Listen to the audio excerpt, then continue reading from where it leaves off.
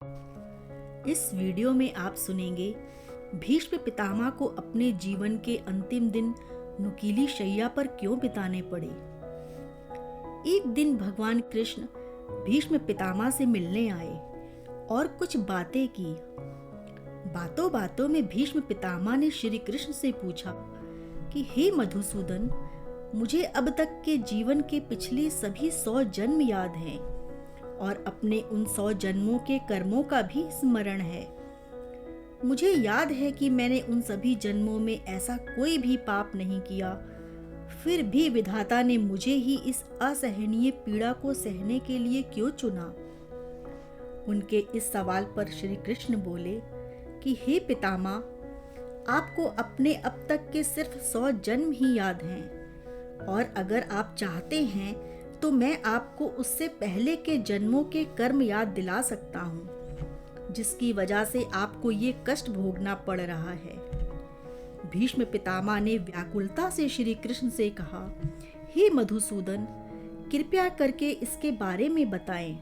उनकी व्यथा सुनकर श्री कृष्ण ने उन्हें बताया कि अब तक से 100 वर्ष पहले के पीछे वर्ष अर्थात 101 वर्ष पहले भी आपने एक राजवंश में ही जन्म लिया था। उस समय आप एक राजकुमार थे। आपको शिकार पर जाना बहुत अच्छा लगता था। एक दिन आप शिकार पर जा रहे थे, तभी एक करकैटा पक्षी आपके रथ के सामने आ गया और आपने बिना सोचे समझे और बिना इधर उधर देखे उसको उठाकर किनारे कर दिया। आपने उसको रास्ते से हटा तो दिया, लेकिन वो पंछी कंटीली झाड़ियों में जा गिरा। उस झाड़ी के कांटों ने उस पक्षी को छलनी कर दिया। कांटे चुभने की वजह से उस पक्षी ने झाड़ी से बाहर निकलने की बहुत कोशिश की, लेकिन वो पक्षी उन झाड़ियों से बाहर नहीं निकल पाया।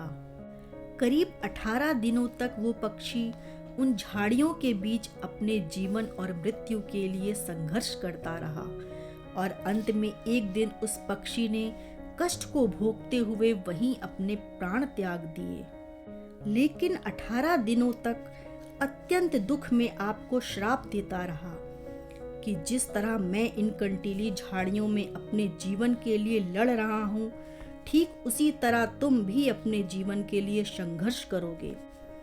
फिर श्री कृष्ण ने कहा कि हे पितामह, ये उसी श्राप का परिणाम है जो इस जन्म में आपको भोगना पड़ रहा है। इस पर पितामह ने फिर पूछा कि हे प्रभु, अगर मुझे मेरे इस श्राप का फल मिलना ही था तो इसी जन्म में क्यों मिला, मेरे पिछले 100 जन्मों में क्यों नहीं मिला। श्री कृष्ण ने कहा कि हे पितामह, आपने अपने पिछले सभी जन्मों में अनेक पुण्य किए, कभी कोई पाप नहीं किया। इसी की वजह से आप हमेशा राजवंश में ही जन्म लेते रहे।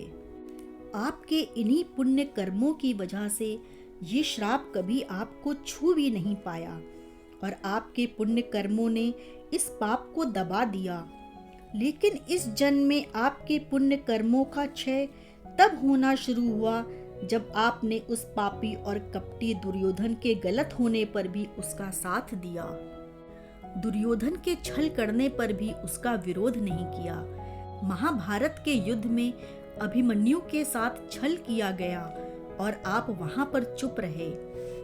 इन सभी कारणों की वजह से आपके पाप बढ़ते गए और पुण्य कर्म कम होते गए, जिसकी वजह से इस जन्म में वो श्राप सिद्ध हुआ और आपको आज बाणों की शैया मिली।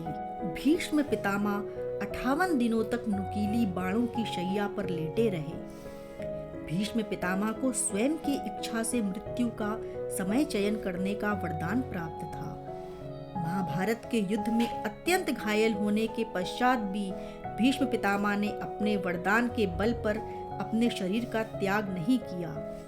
पितामह ने अपने शरीर को त्यागने के लिए माघ शुक्ल अष्टमी का दिन चुना, क्योंकि इस समय तक सूर्यदेव उत्तरायण की ओर प्रस्थान करने लगे थे। वो जानते थे कि सूर्य के उत्तरायण होने पर प्राण त्यागने से मोक्ष की प्राप्ति होती है। वो ऐसा अपने पिता के द्वारा दिए गए इच्छा मृत्यु वरदान के कारण ही कर पाए। अगर आपको ये वीडियो अच्छा लगा है तो चैनल को सब्सक्राइब करना ना भूलें, लाइक और शेयर भी करें। जय श्री कृष्ण।